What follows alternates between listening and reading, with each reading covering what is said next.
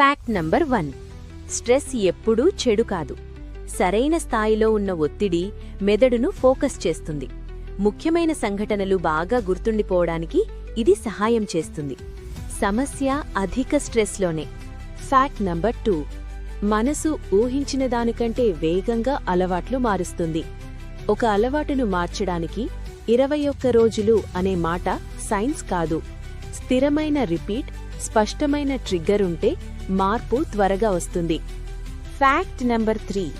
Self control భావోద్వేగ ఆరోగ్యాన్ని ప్రభావితం చేస్తుంది. స్వీయ నియంత్రణ బలంగా ఉన్నవారిలో ఆందోళన, నెగటివ్ ఆలోచనలు తక్కువగా ఉంటాయి. ఇది సహజ లక్షణం కాదు, సాధనతో పెరుగుతుంది. Fact number 4.